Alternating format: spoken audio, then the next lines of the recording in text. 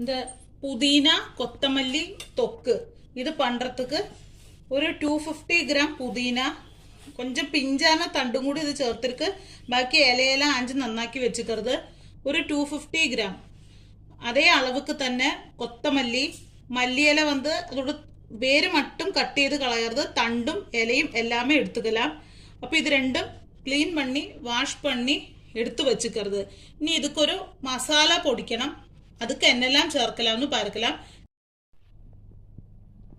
ഒരു കടായിലെ വറുക്കറതുക്ക് ആദ്യം 1 ടീസ്പൂൺ നല്ലെണ്ണ ചേർക്കണം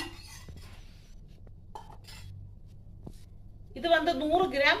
വെന്തയം അത് ആദ്യം ഒന്ന് വറുക്ക പോടണം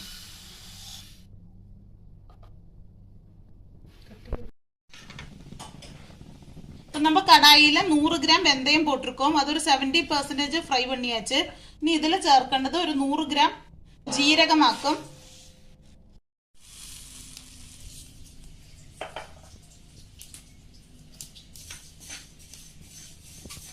ജീരകവും നന്നാ ഫ്രൈ ആയച്ച് இந்த സ്റ്റേജിൽ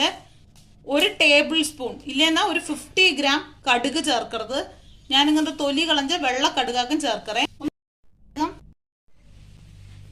இந்த தொக்குக்கு ஒரு லெமன் சைஸ் புளி எடுத்துட்டு ஒரு அரை மணிக்கூர் குதிர்த்தி வச்சிருக்கு ഇതിൽ இந்த மாதிரி ചിലപ്പോൾ பார்த்தா കുരുവോ அப்படி என்ன மாதிரி இதை களைஞ்சிட்டு നന്നാ ഇത് കുതിരത്തുக்கு വേണ്ടി വെച്ചിருக்கு என்னன்னா நம்ம இந்த இலை வந்து அரைக்கிற സമയத்துல കൊത്തമല്ലിയും പുതിനാവും ആദ്യം മിക്സിയിൽ പോട്ട് ഒന്ന് ഗ്രൈൻഡ് பண்ணிக்கணும் അപ്പോൾ വെള്ളം ചേർക്കறதுக்கு பதிலா இந்த புளியை குதிர்த்து இந்த புளி தண்ணியை ചേർത്തിട്ട് നൈസാ അരച്ചെടുക്കണം അപ്പോൾ ഫസ്റ്റ് സ്റ്റേജ് അതാക്കും நம்ம പുതിന കൊത്തമല്ലി இந்த புளி வெள்ளத்தை விட்டுட்டு மேக்ஸிமம் கட்டியா அரைச்செடுத்துட்டு வரும்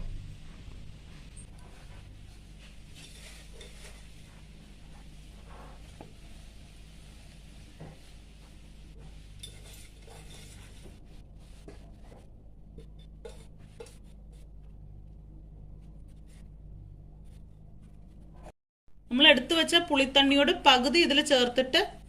ഒന്ന് അരച്ചെടുക്കണം അപ്പുറമാ കൊത്തമല്ലി ഇല ചേർക്കണം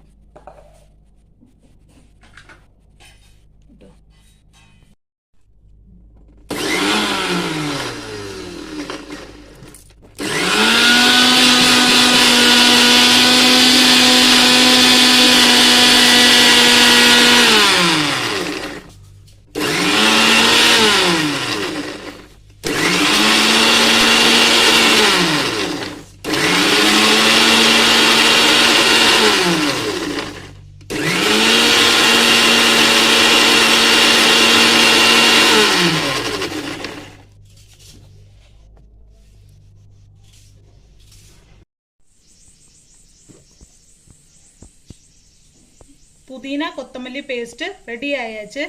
ഇനി ഒരു നല്ല അടി കട്ടിയുള്ള ഒരു കടായിയിൽ 200 ml നല്ലെണ്ണ വിട്ടിട്ട് ഇത് നന്നാ ഒന്ന് വതക്കി എടുക്കണം